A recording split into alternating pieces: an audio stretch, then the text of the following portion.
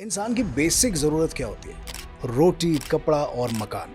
अब रोटी और कपड़ा तो चलो मैनेज हो जाता है, लेकिन मकान में कभी-कभी थोड़ी समस्या आती है। आप दोनों ने फ़िल्म देखी है खोसला को खोसला? बिल्कुल देखिए। तो आप पार्टी हैं या ब्रोकर है हरीश भाई? एक आम कंज्यूमर डरता है प्रॉपर्टी खरीदने से या हाँ। उस बारे में सोचने से। ब्रोकर वर्ड से भागना चाहते हैं। Sales is not about selling a product. क्या कुछ ऐसे की फैक्टर्स हैं जो रियल एस्टेट में हमारे वो सीक्रेट्स हैं, वो राज़ हैं जो आपको पैसा कमवा के दे सकते हैं? Timing is the main thing. Especially you have to see the development in the nearby areas. Leveraging से कैसे जनता पैसा कमा रही है? क्या आपके पास कुछ इसका एग्जाम्पल है? कमा के आप एग्जिट भी कर लो। कितने सारे स्कैम्स हुए हैं रियल एस्टेट में? Scams, I agree. जो scam था, how has RERA changed the way real estate operated? तो रेरा जब इंडिया में आया 2016 में और 2017 से प्रॉपर तरीके से लागू हुआ। हर कोई चलता फिरता बिल्डर नहीं बने। एक मैसेज जो आप अपने सारे ब्रोकर भाइयों को देना चाहते हो आज? मैं ऑनेस्टली ये बोलना चाहूँगा सारे अपने ब्रोकर फ्रेंड्स को कि थोड़ा हल्का हाथ रख लो। इंसान की बेसिक नीड क्या होती है? रोटी, कपड़ा, मकान। अब रोटी और कपड़ा तो हो जाता है मैनेज, लेकिन मकान में थोड़ा-सा प्रॉब्लम आता है क्योंकि ये थोड़ा झोल-झाल वाला मामला है। अरे कौन नहीं चाहता कि सपनों का आशियाना मिले, मोहब्बत की ईंटों से सजा हो, मेहनत के सीमेंट हो और दीवारों पर आने वाली खुशफहमियों के रंग चढ़े हों। लेकिन सपने सबके पूरे नहीं होते, सपनों का आशियाँ हर कोई नहीं बना पाता क्योंकि रियल एस्टेट बाइंग का जो प्रोसेस है, उसमें बहुत सारे नोशंस हैं, बहुत सारे राज़ छिपे हैं, जो आपके लिए जानना ज़रूरी है, ताकि आपकी बाइंग आसान हो सके। तो आइए साथ मिलकर रियल एस्टेट की दुनिया का हर वो राज़ जानते हैं, जिसे जानकर आप एक बेहतर परचेज़ कर सकें और आपको धोखा ना मिले। इसीलिए रियल्टी के राज़ लेकर मैं अभिषेक आपके साथ आया हूँ, भोपू वाला के इस नए पॉडकास्ट पर brought you by Edge Capital. हमारे साथ हैं हारिस और हमारे साथ हैं अमर भाई। अमर भाई क्या हाल है? बढ़िया। आप कैसे हारिस हैं? कैसे हैं आप? अभिषेक भाई कैसे हो आप? आज जो डिस्कशन है हमारी उसमें बड़ा मज़ा आने वाला है। आपकी लाइन का डिस्कशन है सबसे पहले तो, और दूसरी बात ये है कि बहुत सारे राज खुलने वाले हैं। तो क्या आप राजों पर से पर्दा उठाने को तैयार हो आज? बिल्कुल अभिषेक भाई। तो सबसे पहले मुझे बताओ कि आप दोनों ने फिल्म देखी है खोसला को खोसला? बिल्कुल देखिए। देखी है आपने? तो आप पार्टी हैं या ब्रोकर है हरीश भाई? वेल अभिषेक भाई अब तो ब्रोकर बोलने में भी शर्म आती है। मार्केट का सेंटिमेंट कुछ ऐसा हो गया है कि ब्रोकर वर्ड को बहुत बदनाम कर दिया है रियल एस्टेट में। कुछ चंद लोगों ने बदनाम करा है। मैं ये नहीं बोलूँगा सारे लोग बुरे हैं, सारे लोग अच्छे हैं, बट एक ओवरऑल जो ब्रोकर टर्म है अब लोग यूज़ नहीं करना चाहते। तो लोग चाहते हैं अपने को कंसल्टेंट बोले, आपको फ़ोन करेंगे, कोल्ड कॉलिंग करेंगे, कोई कंसल्टेंट बोलेगा, कोई बोलेगा मैं आपका पोर्टफोलियो मैनेज करता हूँ। तो बेसिकली वो ब्रोकर वर्ड से भागना चाहते हैं, जो कि सच ये है कि एंड ऑफ द डे आप ब्रोकर ही रहोगे। तो ब्रोकर होना कुछ गलत बात नहीं है। इट्स जस्ट दैट कुछ लोगों ने उसको नेगेटिव कर दिया है। मेरा ऐसा क्यों हुआ कि फिल्में हमने देखी जिसमें खुराना साहब हैं जो कि अनुपम खेर को पूरी पिक्चर में बेवकूफ़ बना रहे हैं, इधर से उधर भगा रहे हैं फॉर हिज ओन प्रॉपर्टी, और वैसे भी ग्रेटर नोएडा, गुड़गांव, ग्रेटर गुड़गांव ना हो, ग्रेटर फरीदाबाद, इन सब जगहों पर प्रॉपर्टी बाइंग इतना इतना डर वाला काम क्यों लगता है? तो बेसिकली क्या हुआ कि अब एक आम कंज्यूमर डरता है प्रॉपर्टी खरीदने से या हाँ। उस बारे में सोचने से। हाँ, तो बेसिकली हुआ क्या है अभिषेक भाई कि एक ब्रोकर जो है वो आज की डेट में बिलीव करता है एक प्रोडक्ट बेचना। अब वो प्रोडक्ट क्या है, वो प्रोडक्ट कौन बोल रहा है उसको बेचने के लिए? हो सकता है वो किसी कंपनी के लिए काम कर रहा है, जो कंपनी उसको बोल रही है ये प्रोडक्ट बेच। हो सकता है वो प्रोडक्ट में एक्स्ट्रा कमीशंस आ रही हो, वो ग्रीड है, वो लालच है, जिसकी वजह से वो प्रोडक्ट बेच रहा है। तो बेसिकली व्हाट आई फील, जो सेल्स होता है, sales is not about selling a product. Sales for me is about educating your client, making your client comfortable, guiding your client, and most importantly आपको ये सब चीज़ें करनी है इस प्रोसेस को ऑनेस्टी के साथ। अगर आप ऑनेस्टी और ट्रांसपेरेंसी मेंटेन कर सकते हो अपने क्लाइंट के साथ, तो आपको उसको कोई प्रोडक्ट बेचने की ज़रूरत नहीं, वो प्रोडक्ट अपने आप आपसे ले लेगा। तो अमर भाई क्या लगता है आपको, क्या पॉसिबल भी है ट्रांसपेरेंसी और ऑनेस्टी मेंटेन करना रियल एस्टेट में? या क्योंकि मुझे ऐसा लगता है कि इतनी सारी चीज़ें यहाँ पे सरकार की तरफ से, लाइजनिंग की तरफ से, कई बार बिल्डर्स की तरफ से कमिट कर देना कुछ और होना पता होता है बिल्डर को कि 10 साल में मैं डिलीवरी नहीं दे पाऊंगा, लेकिन 3 साल की कमिटमेंट देके लोगों से एडवांस बुकिंग और वगैरह वगैरह। तो क्या हो भी सकता है ट्रांसपेरेंसी जैसा बिल्कुल। हैरिस भाई कह रहे हैं? बिल्कुल हो सकता है अभिषेक भाई, पता है क्या चक्कर है? जैसे हैरिस भाई ने कहा कि कोई बिल्डर ज़्यादा कमीशन दे रहा है, बट हम क्या करते हैं कि हम उस कमीशन पे नहीं जाते, हम देखते हैं कि पहले बिल्डर की क्या प्रोफाइल है। तो वहाँ तो बात होगी सॉर्ट बिल्डर वाली। उसके बाद गवर्नमेंट के जो आप मैंने आपको बताया कि जो रेरा इंट्रोड्यूस किया है, तो रेरा के बाद the government aspect is also taken care of. बाकी जो जहाँ तक बात है यार, उसके बाद तो यही है कि इसलिए मैं कहता हूँ कि अब the latest trend is personal references, networking. इसलिए जैसे फॉर एग्ज़ाम्पल मैं हूँ, मैं अपने फेस वैल्यू पे माल बेचता हूँ। Because I know that I am clear and everything is clear about me selling an XYZ product. तो it is very easily possible, जो आपने क्वेश्चन पूछा, yes, everything can be clearly given to a customer. How has RERA changed the way real estate operated? Has it changed or it has completely changed. अगर आप मुझसे पूछोगे कि RERA ने क्या करा है, RERA has done wonders. RERA जब से इंट्रोड्यूस हुआ, in fact I would like to thanks mister Modi for introducing RERA. तो हुआ क्या है, 2016 तक कोई ऐसी बॉडी नहीं थी जो एक बिल्डर पे मॉनिटरिंग करे, या इनफैक्ट एक इन्वेस्टर पे भी, या एक एजेंट पे भी कोई सुपरविजन नहीं था, कोई मॉनिटरिंग नहीं थी, कुछ भी नहीं था। तो रेरा जब इंट्रोड्यूस हुआ तो एक्चुअली मोदी जी गए थे यूएई। तो यूएई मार्केट जब उन्होंने देखी कि वहाँ का रियल एस्टेट कितना ज़्यादा डिसिप्लिन्ड है, वहाँ से उन्होंने शेख से बात करके रेरा को एग्जैक्टली इंडिया में उतार दिया। अच्छा, यूएई में भी रेरा एग्जिस्ट करता है? एग्जैक्टली क्या रेरा ही बोलते हैं उसको, कुछ और रेरा ही हैं? बोलते हैं। ओके। तो रेरा जब इंडिया में आया 2016 में और 2017 से प्रॉपर तरीके से लागू हुआ, तो उसके बाद से बहुत सारी चीज़ें रेरा में ऐसी आई कि एक हर कोई चलता फिरता बिल्डर नहीं बनेगा।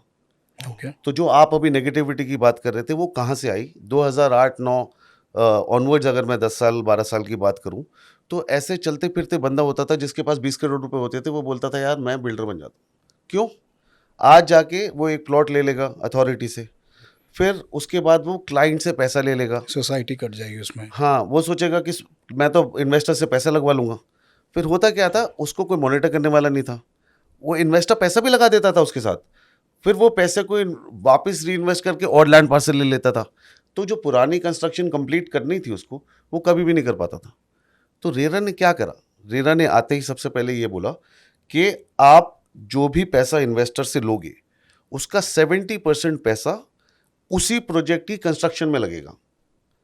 तो जब ये क्लॉज रेरा ने डाल दिया और एक एस्क्रो अकाउंट क्रिएट करवाया, जो एक बिल्डर का पर्सनल अकाउंट नहीं है, उस पे मॉनिटर कर रही है रेरा।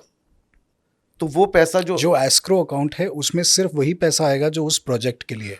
एस्क्रो अकाउंट में उस प्रोजेक्ट का पैसा आएगा ओके। इन्वेस्टर के थ्रू, और उस पे रेरा मॉनिटर कर रहा है 70% पैसा उसी प्रोजेक्ट को कंप्लीट करने में लगेगा। और ये रेरा मॉनिटर करेगा? ये रेरा मॉनिटर करेगा। तो आप कहीं एक जगह से पैसा, एक्स से पैसा उठा के वाई को नहीं दे सकते? इम्पॉसिबल है। ओके। कुछ कुछ ऐसा भी है रेरा में कि आपको कमिटेड टाइम पर डिलीवर करना पड़ेगा, अदरवाइज आपको हेवी पेनल्टीज फेस करनी बिल्कुल पड़ेगी। है, ह्यूज पेनल्टीज़ हैं। अगर बिल्डर ने टाइम से नहीं करा तो बहुत मेजर पेनल्टीज़ हैं। इनफैक्ट एक इन्वेस्टर को भी ये राइट दिया गया है, आप अपना पैसा पूरा रिकवर कर सकते हो with interest from the builder, which was never there before. तो आज भी बहुत सारे इन्वेस्टर्स ऐसे हैं मार्केट में जो बोलते हैं यार इतने नेगेटिव हैं, जिनका बिल्डर्स कुछ पैसा लेके भाग गए, या उनका हार्ड अर्न मनी किसी अंडर कंस्ट्रक्शन प्रोजेक्ट में था और वो डिलीवर आज तक नहीं हो पाया। ऐसे बहुत सारे लोग हैं जिनकी जमा पूंजी थी पूरी अपने लाइफ टाइम की, और उन्होंने पैसा लगाया और उनके पास आज भी मकान नहीं, आज भी वो किराए पे रहते। तो आप उनके बारे में सोचो कि उनको उनका सेंटिमेंट कितना नेगेटिव होगा। But after RERA things have completely changed, and we as agents, we need to educate people about this change. How many people do you think Amar भाई नो अबाउट रेरा? कितने % लोग जिनसे आप मिलते हैं उन्हें पता होता है ये सब बातें जो हैरिस भाई बता रहे हैं? यार मेरे ख्याल से अब जाके रेरा का अब काफ़ी लोगों को पता होगा, बिकॉज एक तो it has been like he said, Modi ji लेके आए हैं तो सबको पता है कि it has been now implemented in the country itself now. ऊपर से एज आई वुड से कि रियल एस्टेट कंसल्टेंसी फर्म्स जब से खुली हैं, they have been very vocal about the RERA itself also. तो रेरा का मुझे लगता है कि काफ़ी लोगों को पता है और पता होना भी चाहिए, और इससे अगर और लोगों को पता लग रहा है तो और लोगों को पता लगे, सबको पता लगे। कितना लगता है आपको कि रियल एस्टेट वर्थ इट है? क्योंकि बात होती है गोल्ड में इन्वेस्ट कर दो, सेफेस्ट है, या सिल्वर में इन्वेस्ट कर दो, या फिर बिटकॉइंस बीच में चले थे, बहुत ज़्यादा बात हुई उनके बारे में। आजकल म्यूचुअल फंड्स की बहुत बात हो रही है। Why do you think real estate still is the king, और is it actually the king और नॉट? अभिषेक भाई, टू बी वेरी ऑनेस्ट, इस मैटर में मैं बहुत ओल्ड स्कूल हूँ।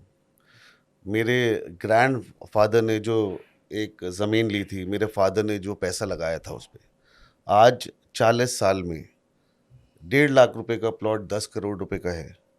So what I personally feel, I don't believe in digital transactions. मेरे को पेपर में, हवा में पैसा लगाना मेरे अंदर से ही नहीं आता। I believe in something which is tangible, जो आपके फिजिकल पोजीशन में जो चीज़ हो, whether it is plot, whether it is apartment, और whether it is your own shop. मुझे ऐसा लगता है वो चीज़ आपको ज़िंदगी में नुकसान नहीं दे सकती, हमेशा प्रॉफिट ही देके जाएगी। आप म्यूचुअल फंड्स के बारे में ले लो, इट इज़ हर चीज़ के नीचे एंड में लिखा होता है सब्जेक्ट टू मार्केट रिस्क।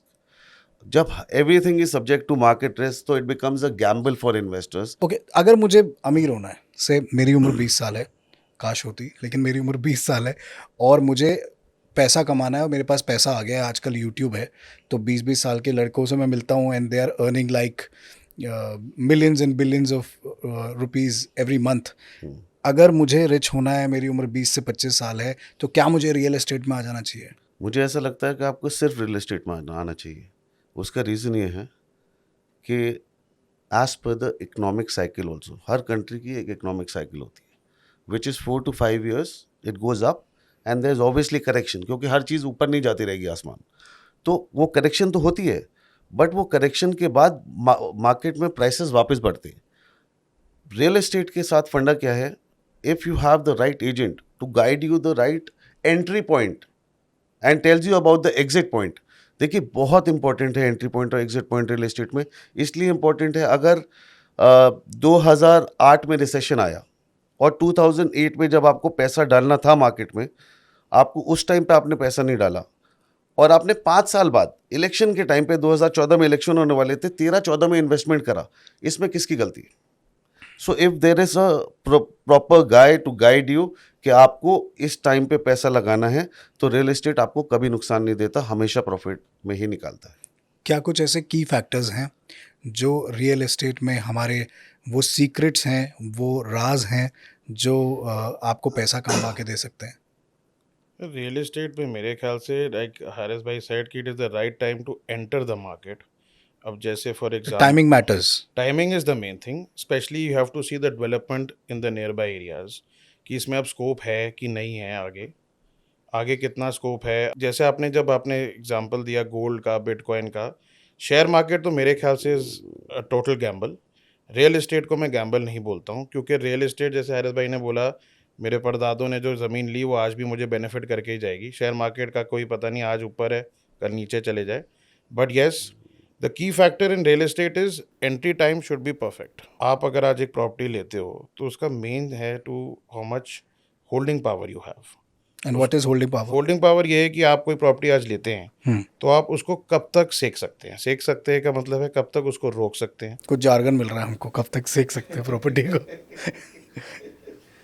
तो कब तक हम उसको सेक सकते हैं। What is holding period? तो बेसिकली रियल एस्टेट, अगर आप इन जनरल भी बात करोगे, एक प्रॉपर्टी को जब भी हम एक इन्वेस्टर को गाइड करते हैं, काफ़ी लोग कहते हैं बहुत जल्दी पैसा चाहिए, तो जल्दी पैसा का कोई फॉर्मूला नहीं होता। सो एक नया लॉन्च जब होता है, एक नया रेजिडेंशियल लॉन्च जब होता है, तो वो भी 4 से 5 साल रेरा के हिसाब से वो होल्डिंग पीरियड होता है कि ये इतने टाइम में कंप्लीट होगा। तो हम एक इन्वेस्टर को बोलते हैं, अगर आपको अपना पैसा डबल करना है या डबल से ज़्यादा करना है, तो it's better you keep that period in mind. आप ऐसा मत सोचो कि आपने आज लगाया और मैं 1 साल के बाद डबल करके निकल रहा हूँ, ऐसा कोई फॉर्मूला नहीं है। Yes, there are new projects, market boom पे है, नए लॉन्चेस हैं हमारे पास आज की डेट में, जहाँ आप कम पैसा लगाते हो। जैसे for example, I will give you an example, मेरी एक इन्वेस्टर हैं जिनके मैंने खाली 20 लाख रुपए लगवाए और 1 साल में उन्होंने 25 लाख रुपीस कमा लिए। लगाए 20 के ऊपर 25 कमाए। 20 के ऊपर 25 कमा लिए। फैंटास्टिक। हाँ, तो इस टाइप के बहुत सारे मॉडल्स होते हैं when the market is booming. नए लॉन्चेस को आइडेंटिफाई करना है, गुड बिल्डर्स को आइडेंटिफाई करना है। जब बूम कर रही होती है मार्केट तो ओवर सब्सक्राइब्ड होते हैं, वो सोल्ड आउट प्रोजेक्ट्स होते हैं। फिर जब हाइप हो रही होती है मार्केट में तो ऑलरेडी बहुत सारे बायर्स वो प्रॉपर्टी लेना चाहते हैं, तो आप उसको इनकैश कर सकते हैं। या आप एक डेवलपिंग सेक्टर में जाइए। आज की डेट में आपने जेवर एयरपोर्ट का नाम सुना होगा। आप जेवर एयरपोर्ट की बात करेंगे तो वो वर्ल्ड 4th लार्जेस्ट एयरपोर्ट आ रहा है, एशिया का बहुत लार्जेस्ट एयरपोर्ट प्रमोशन आ हो रहा रही है। है, बहुत बड़े बड़े बिल्डर्स प्रमोट कर रहे हैं अपनी अपनी प्रॉपर्टीज जेवर में। क्या एक्चुअली इतना इतना स्पेशल है जेवर? आप खुद इमेजिन करो, जहाँ पे इतनी एम्प्लॉयमेंट आने वाली है, जहाँ पे एयरपोर्ट आ रहा है, वहाँ पे कितने लोग आएंगे, वहाँ फिल्म सिटी बन रही है, 1000 एकड़ में फिल्म सिटी आ रही है। तो आप खुद लगाइए कि वहाँ पे क्या डेवलपमेंट चल रही है, कितनी एम्प्लॉयमेंट आएगी, कितने लोगों की रोजगार चलेगा वहाँ से, तो वहाँ पे रेट्स क्या होंगे।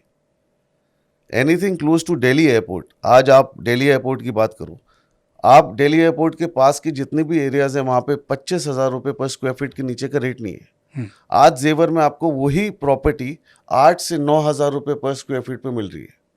सो imagine what will happen 5 years down the line. So if you want to make money in coming 3 to 5 years, then Jewar is the place. ये राज का आप आज खुलासा कर रहे हो यहाँ पे पॉडकास्ट पे, सारे लोग दौड़ना शुरू कर देंगे जेवर की तरफ। अभिषेक, इज इन दिस ऑब्वियस? मैं आपसे पूछता हूँ, आप बताओ मेरे को, जहाँ पे एयरपोर्ट आ रहा है, इतनी डेवलपमेंट हो रही है, वहाँ पे क्या होगा आने वाले टाइम? वही है ना कि वो डर वाली बात है। आप मुझे बता रहे हो, अब मुझे थोड़ा कॉन्फिडेंस आ रहा है, लेकिन जनरली जब आपको कोई ब्रोकर बताता है तो आपको डर लगता है कि अरे यार कहीं ऐसा तो नहीं होगा, खोसला का खोसला तो नहीं हो जाएगा मेरे साथ। आप वो चीज़ें भी सोचने लगते हो। अभिषेक, एक्चुअली प्रॉब्लम मैंने आपको पहले भी बताई, मैं वापस आपको बताता हूँ। एक एजेंट जो होता है ना, एजेंट प्रॉपर्टी का ब्रोकर जिसको हम बोलते हैं, जैसे मैंने आपको बोला बदनाम हो गया नाम, तो वो बंदा जो होता है वो एक डॉक्टर की तरह होता है। एक पेशेंट है, आपको आज एसिडिटी हो रही है, आपको बुखार हो गया, आप डॉक्टर के पास जाते हैं। तो एक इन्वेस्टर जिसको बहुत ज़्यादा नॉलेज नहीं भी है, वो एक एजेंट या ब्रोकर के पास आता है, तो वो बेसिकली उसका डॉक्टर होता है। मगर अगर डॉक्टर के अंदर मन में सफाई नहीं है, अगर डॉक्टर का मन क्लीन नहीं है और वो आपको गलत एडवाइस दे दे, तो आप डॉक्टर पे तो पूरा फेथ करके जाते हो ना। तो यही प्रॉब्लम हुई कि इन्वेस्टर्स उस डॉक्टर के पास जा रहे थे सही ट्रीटमेंट कराने, और वो डॉक्टर उनका ट्रीटमेंट ही गलत कर रहा था। अब मैं आपको एसिडिटी की ट्रीटमेंट की जगह ओपन हार्ट सर्जरी के लिए रेकमेंड कर दूं, तो फिर आपको कैसा फीलिंग आएगा। तो ये प्रॉब्लम हुई, यहाँ पे ब्रोकर्स का नाम बदनाम हुआ। So you need to find the right doctor for yourself. Perfect. आप कुछ ऐड करना चाहते हैं इसमें? अपना मेरे ख्याल से देखो, वहम का कोई इलाज नहीं है, बट मैं ये कह सकता हूँ कि एज हारिस भाई सेड कि if you find the right consultant for your self, you can make millions of money in the real estate today in India, as even by the economist that in the world right now, India and Dubai are the only places where you should invest in the real estate market. And अभी तो ये graph ऊपर ही जा रहा है, but yes, you need the right person, you need the right source. And जैसे इन्होंने जेवर का बोला, उसमें तो दो राह ही नहीं है, and you have to and you must enter that market at this point of time. जैसे मैंने आपको अभिषेक भाई पहले भी बताया कि डेवलपमेंट एरियाज में जाओ तो वो डेवलपिंग एरिया है due to the upcoming airport. Real estate investment funds भी कुछ शुरू हुआ है आजकल। तो बेसिकली अभिषेक भाई, ये फ्रैक्शनल ओनरशिप है।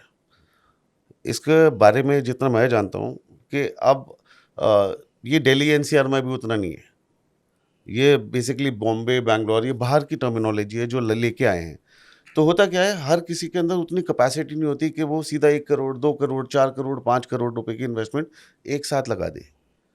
तो उसमें ये लोग अब ऐसी बॉडी लेके आ रहे हैं जिसमें जैसे आप ट्रेडिंग करते हैं शेयर्स में, शेयर्स खरीद लिए, इतना खरीद लिए, उतना खरीद लिए, तो आप इन्वेस्टमेंट में भी, आप प्रॉपर्टी रियल एस्टेट में भी पोर्शंस खरीद सकते हैं ऑनलाइन और उनको बेच सकते हैं। अब जैसे इस पॉडकास्ट की रिसर्च में हमारे जहन में, हमारी नज़र में एक शब्द आया जिसे कहते हैं लेवरेजिंग। हम अक्सर किया करते हैं, लेकिन लेवरेजिंग से कैसे जनता पैसा कमा रही है, क्या आपके पास कुछ इसका एग्जाम्पल है हैरिस? सर, बड़ा इंटरेस्टिंग है actually. Now what people are doing, अपना पैसा कोई नहीं लगाना चाह रहा। एक तो लोग मल्टीपल इन्वेस्टमेंट्स करने में बिलीव रख रहे हैं आजकल। हर किसी को शौक होता है मेरी 3-4 इन्वेस्टमेंट्स में हों और मैं फ्लिप करता रहूँ उनको। अब वो कैसे करेंगे? हर किसी के पास उतना हार्ड कैश तो होता नहीं, अपने पास है ही नहीं। तो अब क्या हो रहा है कि ओनली हैव टू पे 10%। You pay 10% now, 20% later, 30% no बाद नो, में, यू जस्ट ऐसा? हैव टू पे 10%। Okay. And 80% is taken care of by the bank. और जो बैलेंस 10% होगा वो ऑफर ऑफ पोजेशन पे देना है। तो एज अ क्लाइंट, अगर आपके पास आज की डेट में 2 करोड़ रुपए की प्रॉपर्टी आप ले रहे हो, 10% दे रहे हो, तो आपने कितना लगाया? 20 लाख रुपए। 20 लाख। तो जब आपने 20 लाख रुपए लगाया और आज की बूमिंग मार्केट में मैंने आपको बोला सर आप खाली 2 साल या 3 साल वेट कर लो, क्योंकि आपको तो पैसा लगाना ही नहीं है अपना, बैंक आपका 80% पैसा दे चुका है। तो इससे क्या हुआ? आपका एक भी रुपया नहीं लगा, आपका खाली 20 स्टार्टिंग में 20 लाख रुपीस लगा। अब हर साल अगर 15% की भी ग्रोथ आ गई और आपने 2 साल के बाद या 2.5 साल के बाद उसको एग्जिट कर दिया, तो आपने लगाया 20 लाख रुपए था और आपने 30 से 40 लाख रुपए का प्रॉफिट उसके ऊपर कमा के आप एग्जिट भी कर गए। आपकी ना ईएमआई स्टार्ट हुई, ना आपको कुछ एक्स्ट्रा पैसा देना पड़ा। तो ऐसे there are lot of interesting scheme जो कि बिल्डर आज की डेट में लेके आ रहे हैं एंड लोग उनको अवेल करते हैं। कोई ऐसा एग्जाम्पल है आपके पास, कोई क्लाइंट ऐसा आया हो जिसने इस तरह से पैसा कमाया हो? And what about the EMIs? EMI तो आपको लगातार भरनी पड़ेगी ना फिर उस तो उतने में। बेसिकली क्या हो गया, अब सबवेंशन में ये बोला जाता है कि जब तक पोजेशन नहीं मिलेगा तब तक आपकी ईएमआई भी नहीं स्टार्ट होती। Oh, so one of my client बड़ा इंटरेस्टिंग है। उन्होंने मेरे साथ एक इन्वेस्टमेंट करी जिसमें एग्जैक्टली उन्होंने सेम करा कि सबवेंशन में एक प्रॉपर्टी उठाई। फिर एक बार एक बिल्डर की स्कीम आई जहाँ पे जनवरी का मंथ था, 26 जनवरी की कुछ बिल्डर ने एक स्कीम चलाई, 2674 पेमेंट प्लान।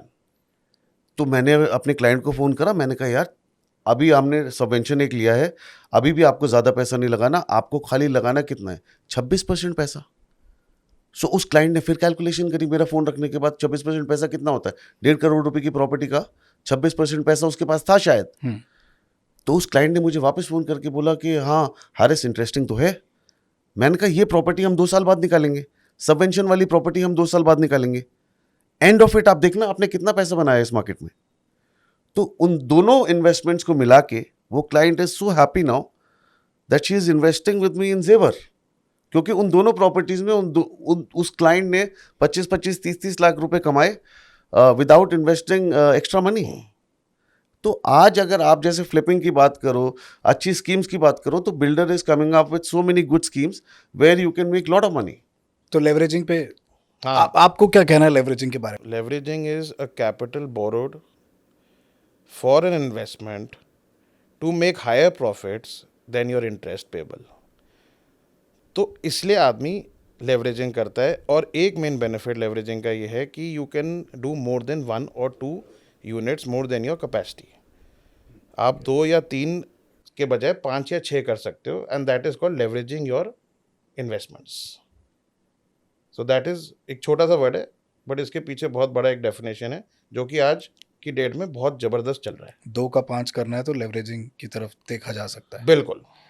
और 2 का 5 जो इंडस्ट्री में हुआ है, क्या वो आपको परेशान करता है? मेरा मतलब कितने सारे स्कैम्स हुए हैं रियल एस्टेट में जो एक ब्रोकर की तो मतलब यूज़र की तो नींदें उड़ाते ही हैं, जिनको खरीदना है उनकी तो नींदें उड़ाते ही होंगे, ब्रोकर की कितनी नींदें उड़ाते होंगे, क्योंकि जब वो बेचने जाता है तो उसको कितनी परेशानी होती होगी because of X Y and Z scam. बिल्कुल भाई।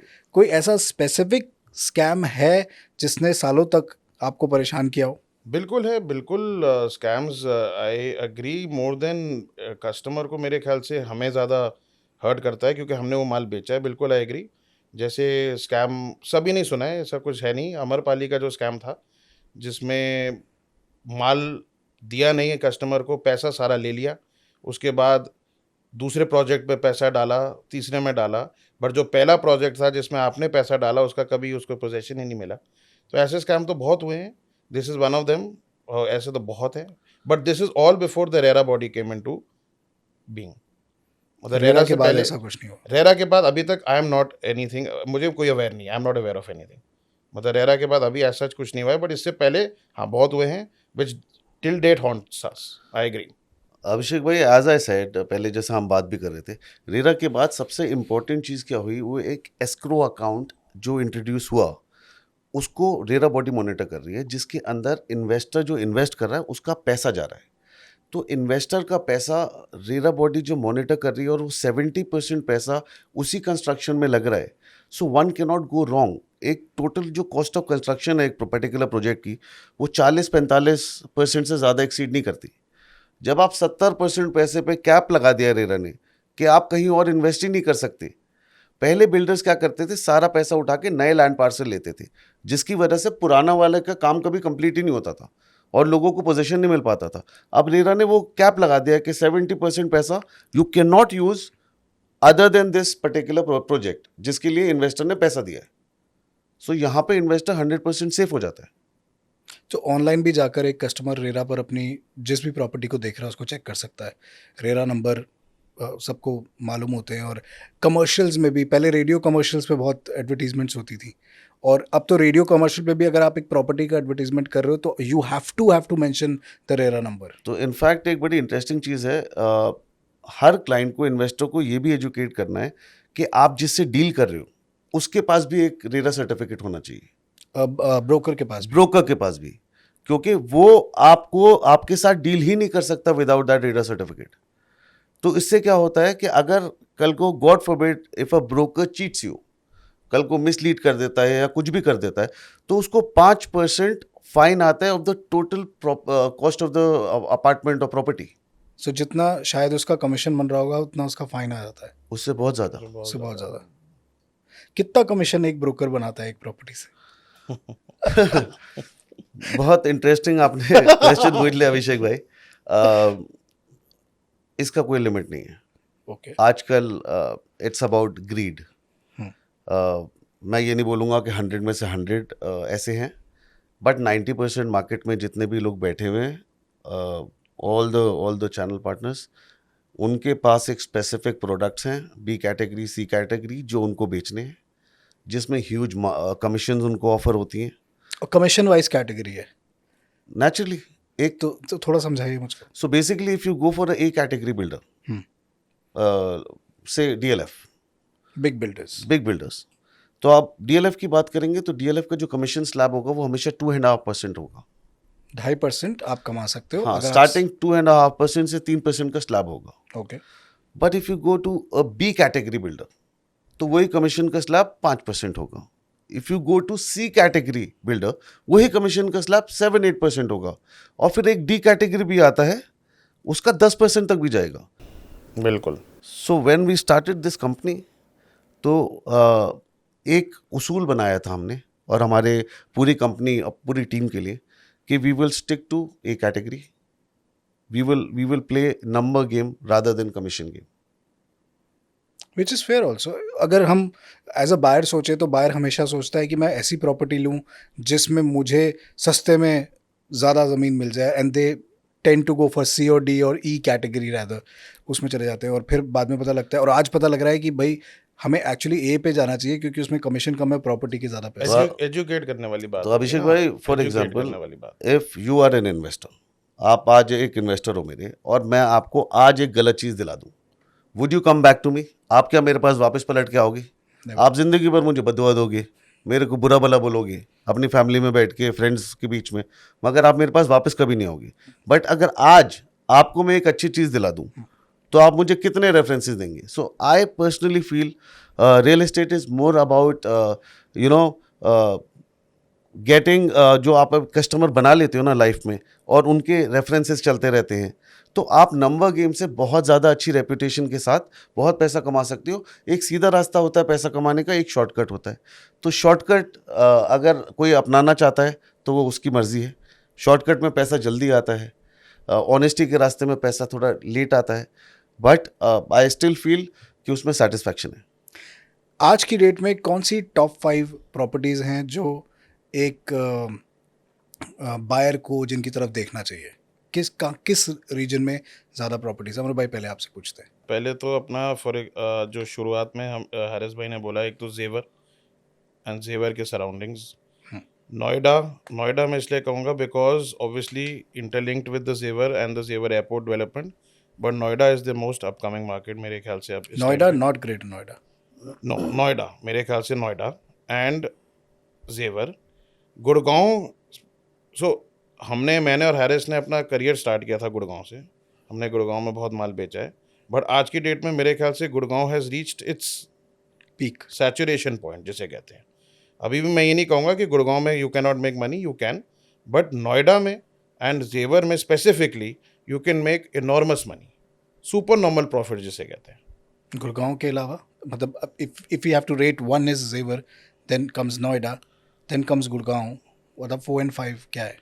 4 and 5 तो ऑलवेज मेट्रोपॉलिटन सिटीज़ रहते ही हैं। बॉम्बे इज़ ऑलवेज 4, बॉम्बे तो 3 भी हो सकता है। बट बहुत बहुत मैसिव इनकम नहीं चाहिए बॉम्बे में इन्वेस्ट बॉम्बे करने में के लिए? चाहिए, फिर बॉम्बे में मैसिव इनकम चाहिए। बैंगलोर है, बट गोवा बैंगलोर गोवा अभी इज कमिंग अप।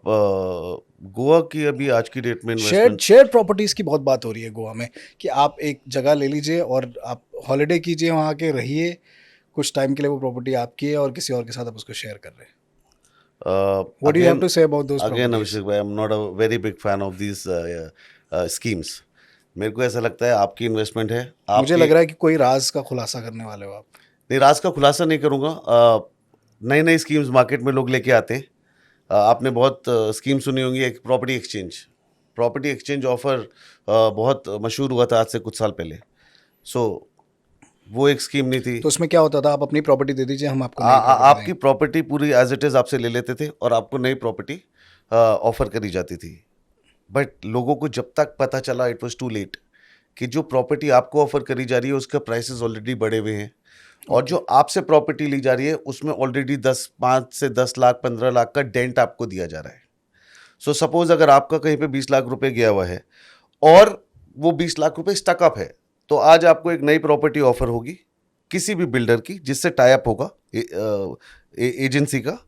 वो आपको बोलेंगे आप ये प्रॉपर्टी ले लो और अपना पुराना सरेंडर कर दो।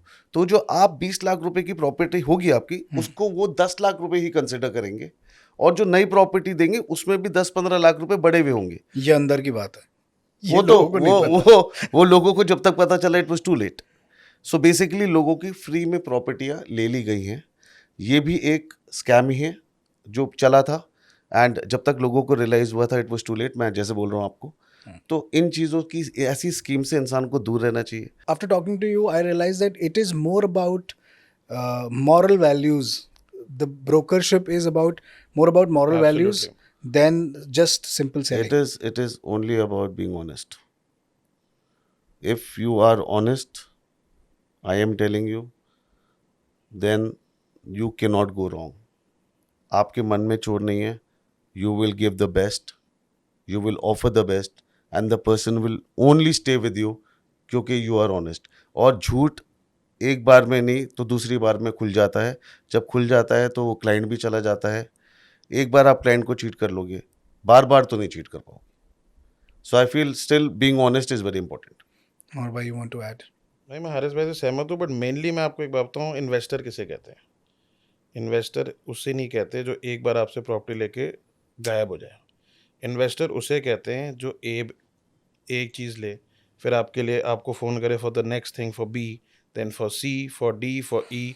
That's how you make money in real estate as a real estate consultant. But for that mainly you need honesty and transparency. Face value पे अभिषेक भाई वापस आएगा इन्वेस्टर, क्योंकि आपने उसको ऑनेस्टली एक चीज़ दी, ट्रांसपेरेंसी से दी, और बाद में he made profits out of that. एक मैसेज जो आप अपने सारे ब्रोकर भाइयों को देना चाहते हो आज इस पॉडकास्ट के पहले एपिसोड पर, क्या मैसेज देना चाहते हो? मुझे लगता है एक मैसेज आप दोनों की तरफ से बनता है। मैं ऑनेस्टली ये बोलना चाहूँगा सारे अपने ब्रोकर फ्रेंड्स को कि थोड़ा हल्का हाथ रख लो, थोड़ा हल्का हाथ रख लो, थोड़ा इन्वेस्टर्स पे रहम खा लो भाइयों। वो भी अपने ही लोग हैं, उनका भी हार्ड अर्न्ड मनी है। तुमसे ही कमा रहे हो। एक ही बार में काट लोगे, एक ही बार में सारा काट लोगे तो कहाँ लेके जाओगे? जाना तो एंड में सबको ऊपर ही है। देखो, मार्केट जब हमने दोनों ने स्टार्ट किया कि मार्केट बूमिंग है, मार्केट बूमिंग का मतलब है कि सिर्फ इन्वेस्टर नहीं कमा रहा, हम भी कमा रहे हैं। Okay, we are also earning profits, but उतना ही कमाओ, जैसे हारिस भाई कह रहे हो, उतना ही कमाओ कि वो बार बार आए। तो हल्का हाथ रखो, ऑनेस्टी रखो, ट्रांसपेरेंसी रखो, you are sorted in this life. तो एच कैपिटल से हमारे साथ हारिस और अमर भाई आज इस पॉडकास्ट पर थे। पॉडकास्ट का नाम रियल्टी का राज, और ऐसे ही राज खुलते रहेंगे रियल एस्टेट के बारे में आने वाले एपिसोड्स में। अगर आपको भी चाहिए जानकारी तो सब्सक्राइब कर लीजिए। हम फिर मिलेंगे। रियल्टी का राज brought you by H capital and powered by भोपू वाला।